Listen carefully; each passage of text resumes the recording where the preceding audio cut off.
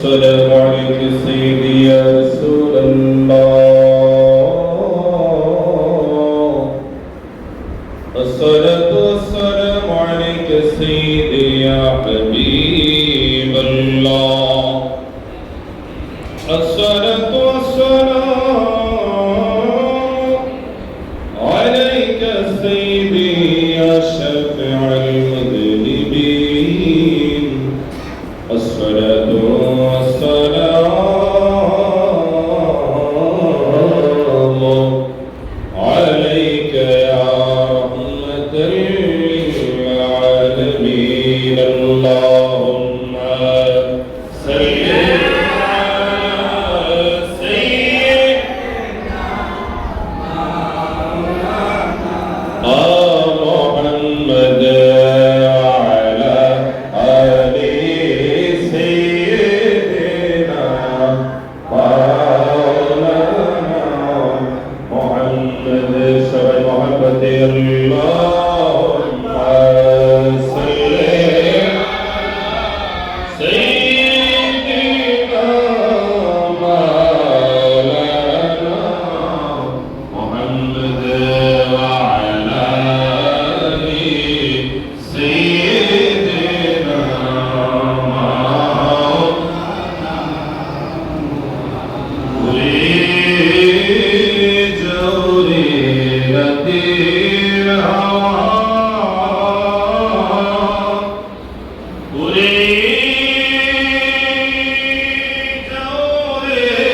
المدينة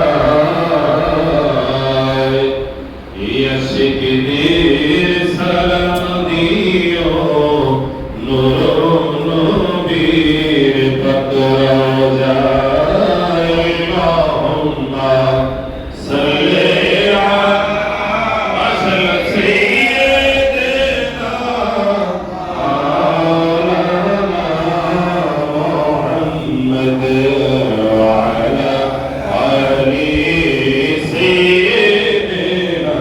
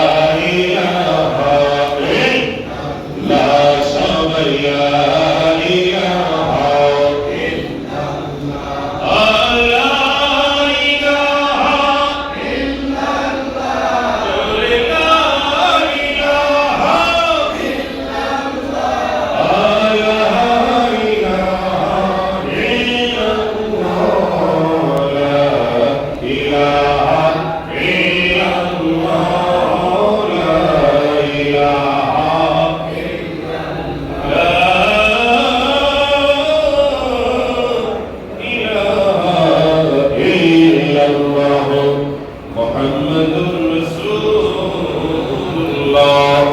সাল্লাল্লাহু তাআলা আলাইহি ওয়াসাল্লাম। আমরা খুশি না বেজা? তাহলে আমরা অল্প কিছু সময় মহান আল্লাহ পাকের ইসমে জাতে আল্লাহ আল্লাহ জিকির করতে চাই কি চাই না? আস্তে হবে না জোরে হবে? জবানটা ছেড়ে দিয়ে হবে, কথা বলেন ঠিক কিনা? আল্লাহ আমাদেরকে না চাইতে সব দিয়েছি, আমরা আল্লাহ পাকের জিকির করব ভালোবাসা থেকে, মন থেকে, হৃদয় থেকে, আওয়াজ থেকে, কথা বলেন ঠিক কিনা? আমরা জিকির এবং একটা ইবাদত। আল্লাহ বলেন ফাজকুরুনি আযকুরুকুম, তোমরা আমাকে স্মরণ করো আমি তোমাদেরকে স্মরণ করব। সুবহানাল্লাহ। ইন্নাল্লাহা ইয়াকুলু মা'a আবদি ইযা যাকারানি, আল্লাহ বলে যে বান্দা আমি আল্লাহ পাকের জিকির করি, আমি আল্লাহ ওই বান্দার সাথে থাকি। সুবহানাল্লাহ। জোরে বলেন না সুবহানাল্লাহ। আল্লাহ আমাদের সাথে আছে, আমাদের কোনো ভয় নাই, আমাদের কোনো চিন্তা নাই, আমরা খুশি, বলেন না সুবহানাল্লাহ। ওই আল্লাহ পাকের শানে আমরা জিকির চাই কি চাই না? আপনারা পর্দায় থেকে আমাদের সাথে প্রাণ ভরে মন প্রাণ উজাড় করি আল্লাহ পাকের জন্য জিকির করবেন। সবাই জবান ছেড়ে দিয়ে বলেন আল্লাহ আল্লাহ আল্লাহ আল্লাহ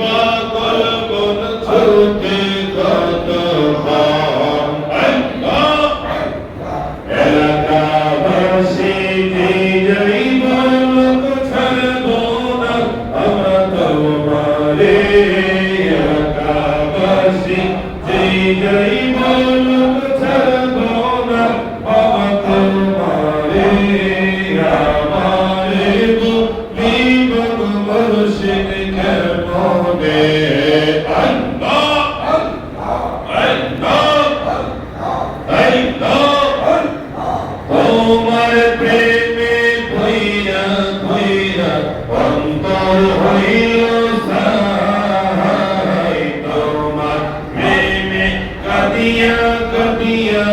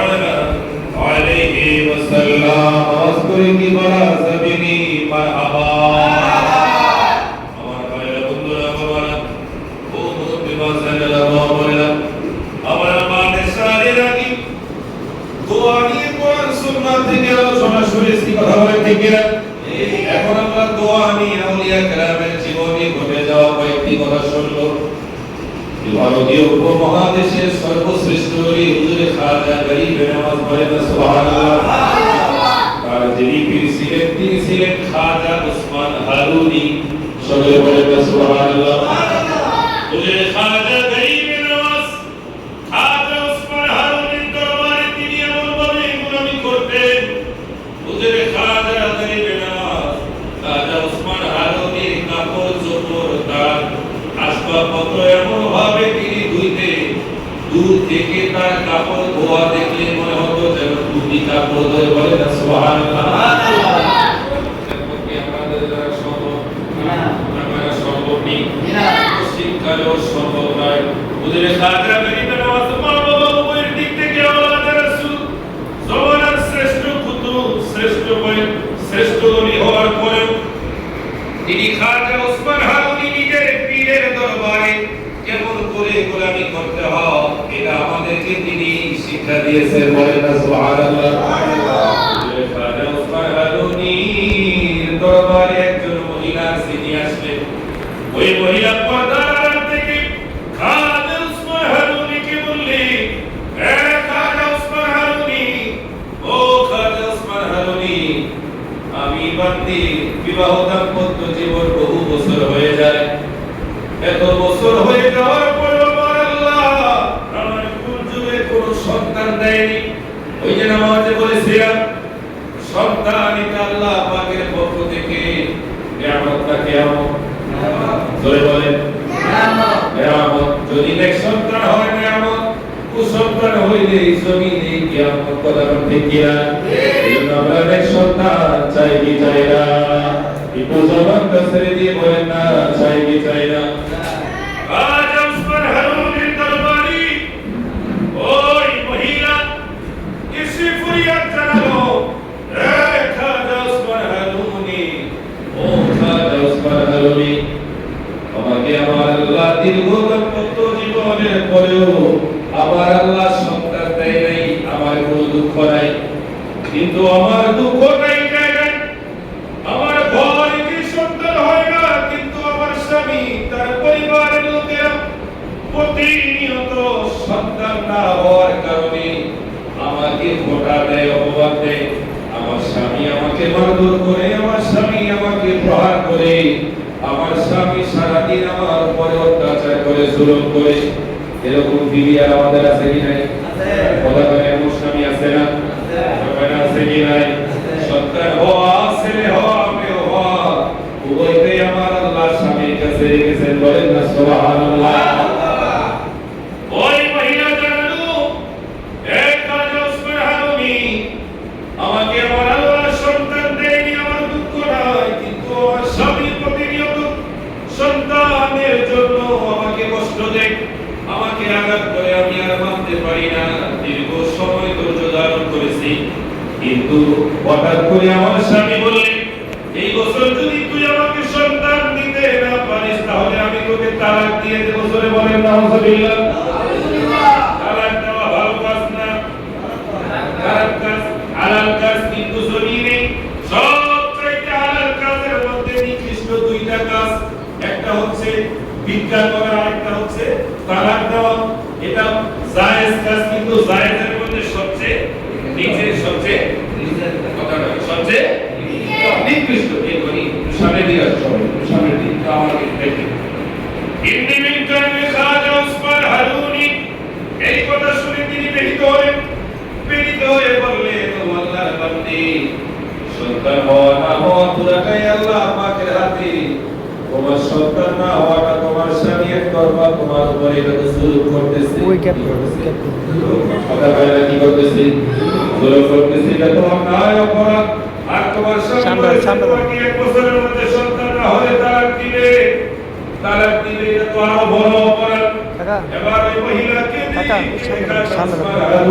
বললে, ও খাজা ওসমান হারুনি, আপনি একটু দেখেন না, আমার আল্লাহ আমার তকদিরে কোনো সন্তান রাখছে কিনা। আপনি একটু আমার জন্য দোয়া করেন, আমার জন্য দোয়া করে যেন আল্লাহ এই বছরের মধ্যে আমার কুল জুড়ে যেন আমাকে আমার আল্লাহ একটা সন্তান দিয়ে দেয়, বলেন না সুবহানাল্লাহ। খাজা ওসমান হারুনি এই কথা শুনে তিনি মুরাকাবায় বসে গেলেন, চোখ দুইটাকে বন্ধ করলেন। প্রথম আসমানে চলে গেলেন, দ্বিতীয় আসমান, দ্বিতীয় চতুর্থ আসমান, সিদরাতুল মুনতাহা পারেন, আরশের আজিমে চলে গেলেন। যে জায়গায় বান্দার তকদীর লিপিবদ্ধ হয়েছে, ওই জায়গায় তাকিয়ে দেখলে ওই বান্দার সংসার আলোকিত করে তার কোনদিন সন্তান হবে না। খাজা ওসমান হারুনি যখন বললেন, হে আল্লাহর বান্দী, আমি দেখতে পেরেছি তোমার কপালে, তোমার স্বামীর কপালে, তোমাদের দাম্পত্য জীবনে কোনো সন্তান নাই। ওই মহিলা চিৎকার দিয়ে খাজা ওসমান হারুনির কদমে দিয়ে বললেন, যে হুজুর, আপনি একটু দোয়া করেন, আল্লাহর দরবারে দোয়া করেন, যেন আল্লাহ আপনার দোয়ায় আমাকে সন্তান দিয়ে দেয়, বলেন না সুবহানাল্লাহ। খাজা ওসমান হারুনি বললেন, আমি আল্লাহর দরবারে দোয়া করতে পারি, কিন্তু হ্যাঁ,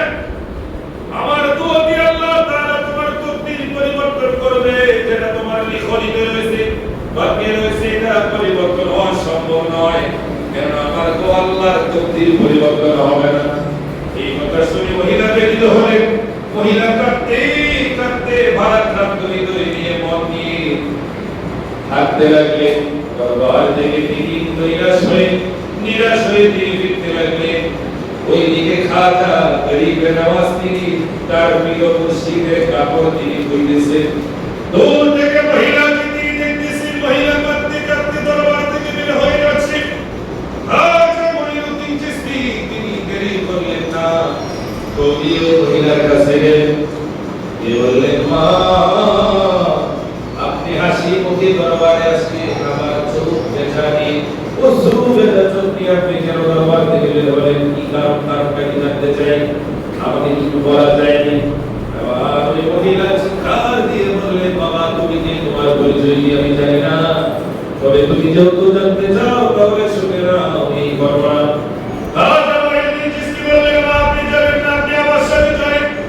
আপনাকে আমি সাথে নিয়ে যাব। খাজা মঈনুদ্দিন চিশতি ওই মহিলাকে আমার পীরের দরবারে নিয়ে গেলেন। এবার খাজা ওসমান হারুনি তাকে দেখে মেজাজ খারাপ হয়ে গেল, গরম হয়ে গেল।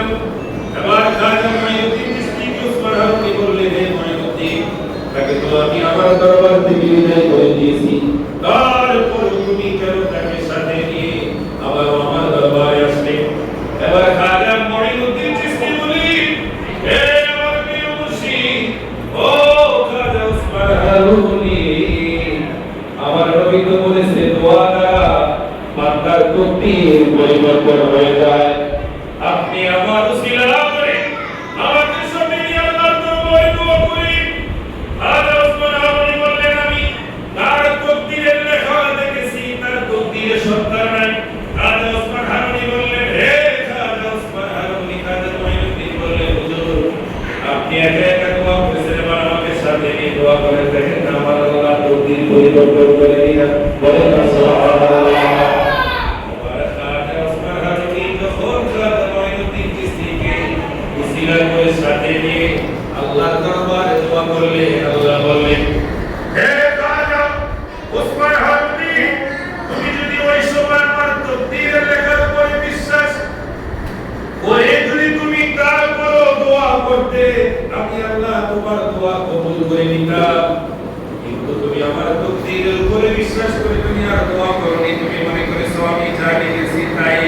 কিন্তু তুমি জানো না, আমি আল্লাহ বান্দার দোয়ার মাধ্যমে আমার লেখা তকদীরও পরিবর্তন করে দিতে পারি। যেটা তুমি পারো না সেটা তোমার শিষ্য আমার খাজা গরিব নওয়াজ তিনি পেয়েছে। বলেন না সুবহানাল্লাহ। দোয়াই করতে পরিবর্তন হয় কি হয় না? বলেন না হয় কি হয় না? আমার আল্লাহ পারে কি পারে না? এজন্যই সন্তান যখন বিপদে পড়ে যায় সবার আগে যায় নামাজ বিছিয়ে আল্লাহর দরবারে দোয়া তুলে চোখের পানি ছেড়ে দিয়ে যে মানুষটা দোয়া করে ওই মানুষটাই হচ্ছে আমাদের মা। বলেন না সুবহানাল্লাহ। তারপরে যিনি দোয়া করে তিনি মা, তারপরেও যিনি দোয়া করে তিনি মা, তারপরে যিনি করে তিনি বাবা। বলেন না আল্লাহু আকবার। আমরা মা বাবার দোয়া চাই কি চাই না? ওটা চাই কি চাই না?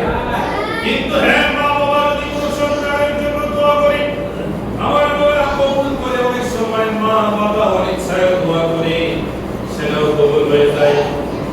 যেমন একটা প্রসিদ্ধ ঘটনা, বনি ইসরায়েলের একজন বিশ্ববিখ্যাত আলেম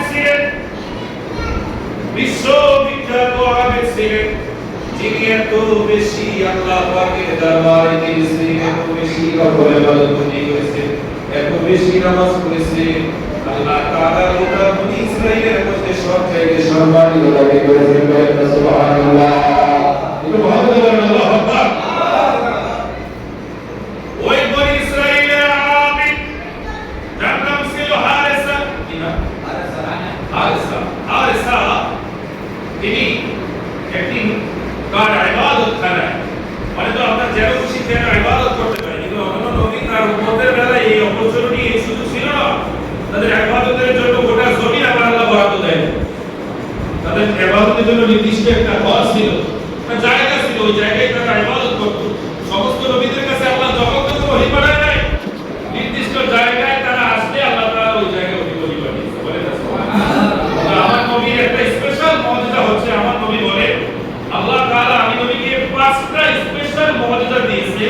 হযরত আবু হুরায়রা থেকে বুখারী শরীফের হাদিস, 5টা স্পেশাল মুজিজার মধ্যে একটা মুজিজা হচ্ছে আমি নবীর সত্তায় আল্লাহ গোটা পৃথিবীটাকে পুত্র পবিত্র বানিয়ে দিয়েছে। সুবহানাল্লাহ বাসায় গিয়ে সুবহানাল্লাহ বলে বল সুবহানাল্লাহ। নবীজির উসিলায় আল্লাহ জমিনটাকে কি বানিয়ে দিয়েছে? পবিত্র বানিয়ে দিয়েছে। এই কথাটা নবীজির উসিলায় আল্লাহ জমিনটাকে কি বানিয়েছে? পবিত্র বানিয়েছে। বলে না সুবহানাল্লাহ। ওই জন্য আমরা যখন একজন কৃষক সে জমিনে আছে আল্লাহ হুকুম করেছে ওই জায়গায় সে দাঁড়িয়ে যাবে নামাজ কবুল করে দিবে কি? আল্লাহ আল্লাহ কোন? আল্লাহ বলে বলে আল্লাহ। ওই যে এটা আল্লাহ কাছে যেটা আমরা আছে বেশি করে কিন্তু আইতে আমরা কাঁটা শরীফে না আসলে এই কাঁটা শরীফের সারমান আসপত করে দিতে হবে। বয়সের মানুষ বদরের মানুষ যদি বাবা মঈনুদ্দিনের প্রশংসা না করে বাবা মঈনুদ্দিনের প্রশংসা করবে না? কথা বলে করবে? বাবা সাইফুদ্দিনের প্রশংসা করবে না? করবে না। তাহলে আল্লাহর ওলিদের প্রশংসা করলে আমাদের প্রশংসা আমার আল্লাহ বাড়িয়ে দিবেন। বলে না সুবহানাল্লাহ। যিকরুল আম্বিয়া মিনাল ইবাদা। আম্বিয়া কেরামের আলোচনা করা হচ্ছে ইবাদত। ওয়া যিকরুস সালিহিনা কাফারা। আউলিয়া কেরামের আলোচনা হচ্ছে গুনাহের কাফারা। মন তো আইতে ভাই সুবহানাল্লাহ করে কি কাকে দিয়ে বইলা সবাই তো বলেন না ইয়া রাসূলুল্লাহ মুহাম্মদ ইয়া হাবিবাল্লাহ।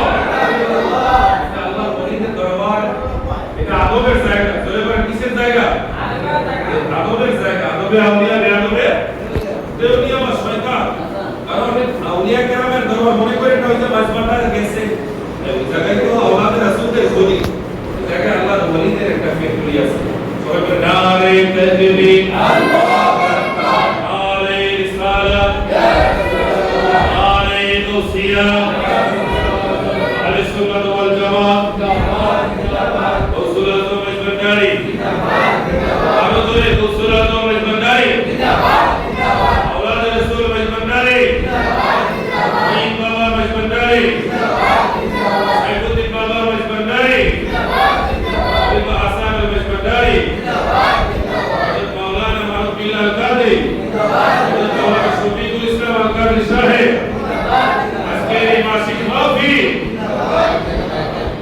আমার মইন বাবা নিল আমার গাইয়া বলে বাবা সবাই উপস্থিতি কিন্তু আমার দিলে রাখা এই মাসিক মাহফিল হচ্ছে আমাদের আত্মার খোরাক। সবাই বলে কিসের খোরাক? এই মাসিক মাহফিল হচ্ছে আমাদের গুনাহের কাফারার একটা জায়গা। বলেন না সুবহানাল্লাহ। সুবহানাল্লাহ। এই মাসিক মাহফিল হচ্ছে আমাদের মর্যাদা বৃদ্ধির জায়গা।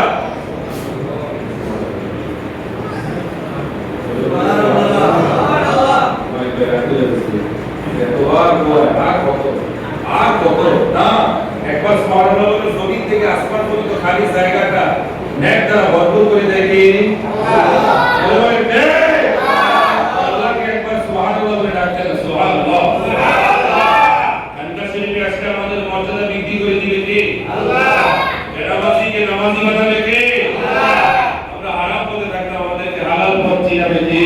আল্লাহ। আল্লাহ। আমাদেরকে আদব ভালো বানাবে কে? আল্লাহ। আমল ভালো বানাবে কে? আল্লাহ। ইবাদত ভালো বানাবে কে? আল্লাহ। এই বাবা সত্যিকার রূহানি সন্তান বানাবে কে? আল্লাহ। আমরাও রূহানি সন্তান, রাজা গরিবের অস্তিও রূহানি সন্তান। তিনি খাওয়া দাওয়ার কথা বলে যেতে একদিন দুই দিন তিন দিন চার দিন পর্যন্ত ইসরায়েলের সাথে সফর করতে হুজুরে খাইতে বললে খাইতে, বসতে বললে বসতে, শুইতে বললে শুইতে, কি এর খাওয়া কি এর দাওয়া কি এর গুণ কিসের কিছু সব কিছু হুজুরকে তিনি সঁপে দিয়েছেন। এজন্য তিনি আজ থেকে 800-900 বছর আগে ওফাত হওয়ার পর গোটা পৃথিবীর মানুষ এখনো তাকে স্মরণ করে চলা ঠিক কি? আমরা চাইতে চাই না, আমরা নামকারস্তে মুরিদ হইতে চাই না। নামকারস্তে মুরিদ মানে কান্না শরীফে মাহফিল শুরু হয় মাগরিবে, আমরা আসি এশারে। আমরা কিন্তু কিয়ারে যদি মাহফিল এশারে কথা বলি কিয়ারে না, মাত্র আসছে এশারে পরে আসে কথা ঠিক কি না? আপনি আসেন এশারে পরে আসেন কান্না শরীফে আসেন আলহামদুলিল্লাহ, তারপরে যে আল্লাহ আপনাকে 10 মিনিটের জন্য কবুল করেছে এজন্য একবার জোরে বলেন আলহামদুলিল্লাহ। আলহামদুলিল্লাহ। আগে এসে একবার জন্য আরেকটু জোরে বলেন আলহামদুলিল্লাহ। জমানা উল্টে গেছে। জমানা কি? একটা বিষয় শেষ করে দিই। বাংলাদেশে যত দরবার আছে, যত খলিফা আছে, খলিফারা মাসিক মাহফিলের আয়োজন